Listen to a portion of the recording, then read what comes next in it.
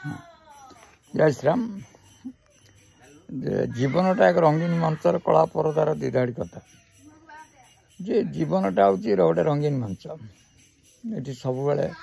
नुआ नुआ नुआ नुआ कथा भितर आम गति करती कला परदार द्विधाड़ी कथा कला परदा अर्थर आखिरिक अर्थ हूँ जे आमे अज्ञानतार कला परदा अर्थात आमे मु मोर कहीकि संसार चलवाटा हूँ अज्ञानता अंधकार ये संसार आम जी जन्म नहीं समस्त मु मोर कहीकि ये जीवन रंगीन मंचटा को आम अभिनय सारिक जाऊँ अर्थात अच्छी दिन अच्छी सुख अच्छी राति अच्छी दुख अच्छी बहुत बहुत कथा जीवन में घटू किंतु अज्ञानतार परदा कला परदा बा मु मोर कहीकि जाऊँ किंतु आम प्रकृत मु नुह कि मोर नुह आम समस्त आत्मा अयम आत्मा बा ब्रह्मस्मि आम समस्त ब्रह्म एक कथा आम बुझीपारती ना से लिखाई जे जीवंता सबर हृदय व्यथा जीवंता सबर हृदय व्यथा अर्थ हूँ धर मत 66 वर्ष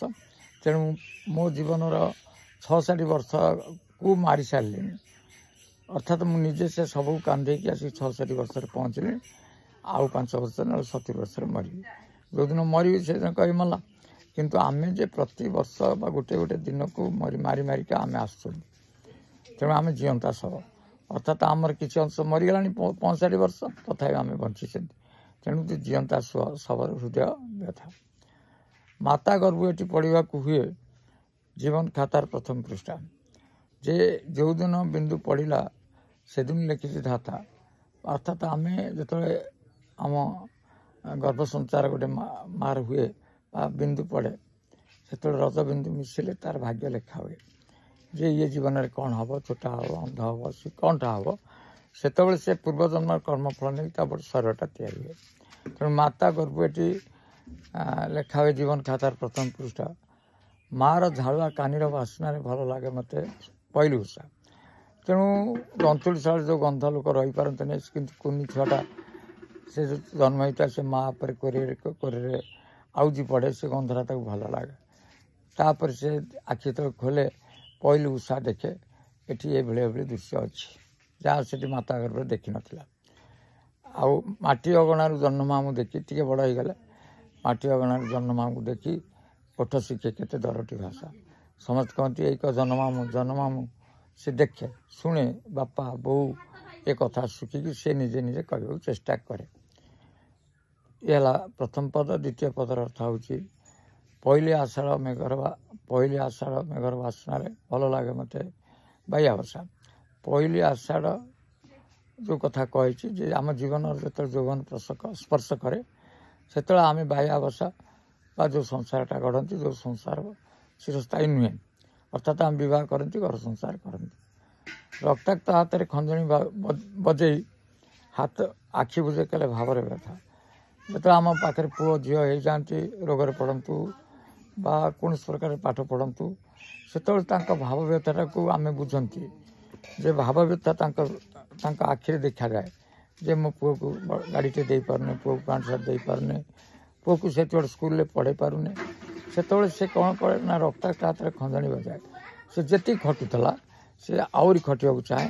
बा पिला छुआ से जी 8 घंटा खटिया कथा से 10-12 घंटा खटे ये कथा किंतु हाँ रक्ताक्त हाथ में खंजणी बजे आखि बुझे कले भाव व्यथा कौन बड़का रास्ता चलने हुए एमती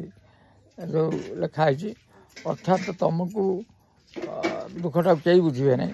तुमको जो बड़का रास्ता को चलने पड़ो इच्छा अनुसार कथा किए बुझे तुम इच्छा कथा किए बुझे नहीं तुम के पार्छ परिवार को आते मनीष होती भल चलुं से बुझे इच्छा अनुसार कथा तुम बुझे नहीं चलने हुए बड़का रास्ता अर्थात जिते बाट पर्यटन तुम जीवन चली से तुम्हें चलने पड़ो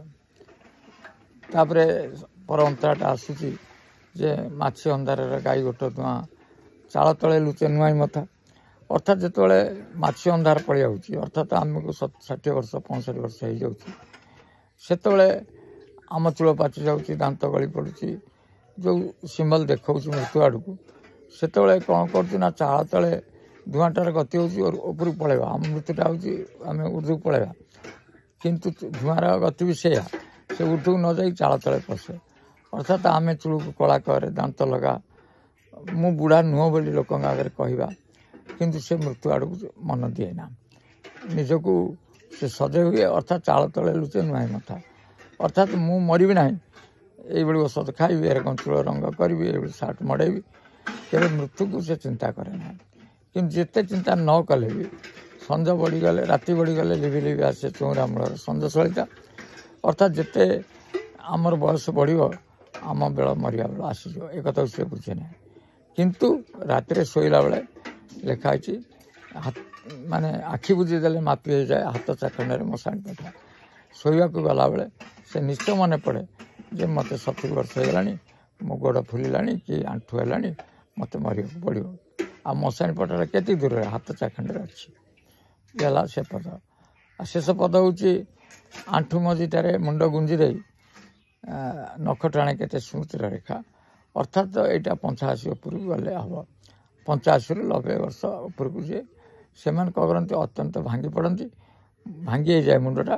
ତେଣୁ ଦୁଇ ଆଣ୍ଠୁ ମଝିରେ ମୁଣ୍ଡଟା ପୁରେଇ ଦେଇ ସେତେବେଳେ ଆମେ ସ୍ମୃତିର ରେଖା, ଅର୍ଥାତ୍ ଆମେ ହେଇକି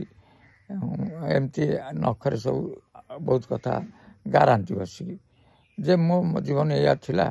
ମୁଁ ବାହା ହେଇକି ଆସିଥିଲି, ବା ଅମୁକରେ ବାହା ହେଇଥିଲି, ମୁଁ ଅମୁକିଆ ଜାଗାରେ ଚାକିରି କରିଥିଲି, ଏ ପୁଅକୁ ଏଇଆ ମଣିଷ କଲି ମୋତେ ପଚାରିଲାନି, ଏ ଝିଅକୁ ବାହା କଲି ମୋତେ ଦେଖିଲାନି, ଏଇଭଳି ସ୍ମୃତିର ରେଖାକୁ ସେ ଘାଣ୍ଟେ।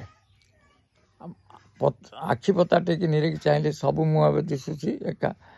ତୁମେ ଯଦି ପଚାର ଜେଜ କ'ଣ ଏଠି ବସିଛ, ସେଠୁ ମୁହଁଟା ଟେକିକି ଆଖି ପତାକୁ ଜୋର ଟେକିବ, ଆଖି ପତା ଟେକି ହେଉନଥିବ, ସବୁ ମୁହଁ ତାକୁ ଏକା ଦେଖାଯାଏ। ସେଠୁ ପଚାରିବ, ଆରେ ବାପ ତୁ କାହା ନାତି? ନା ମୁଁ ଅମକେର ନାତି। ଓହୋ, ସେତେବେଳେ ସବୁ ମୁହଁ ଏକା ଦେଖାଯାଏ। ସେ ଯାହା କହେ ଜେଜ ମୁଁ ଅମକେଇ ପୁଅ, ସେଠୁ ବୁଝେ ଓହୋ। ସେଠୁ ପଛକୁ ଚାହିଁଲେ କୁଆଁ କୁଆଁ ଆସିବେ। ଯଦି ଆମେ ଯେତେ ପଛକୁ ଯିବା ତାହେଲେ ସେ ଜନ୍ମ କଥା ଆସିବ। ଆଗକୁ ଯଦି ଚାହିଁବା ଜଳୁଛି ଚିତା। ତେଣୁ ଏ ହେଉଛି ଜୀବନ, ବୁଝିହେଲା ନା ନାହିଁ? ତେଣୁ ପଛକୁ ଚାହିଁଲେ କୁଆଁ କୁଆଁ ଆସିବ, ଆଉ ଆଗକୁ ଚାହିଁଲେ, ଆମେ ଯଦି ଦେଖିବା 80 ବର୍ଷ ହେଇଗଲେଣି, ଆମେ ଆଗକୁ ଚାହିଁଲେ, ଅର୍ଥାତ୍ ତୁମ ଆଗରେ ବହୁତ ଲୋକ ଜଳିଛନ୍ତି, ତୁମ ଜଳିବାଟା ବି ଦେଖାଯାଉଛି। ଏ ହେଲା ସେ ଜୀବନ କଥା। ଏଇଆକୁ ହେଲା ଏଇ ଗୀତର ଅର୍ଥ। ଜୟ ଶ୍ରୀରାମ।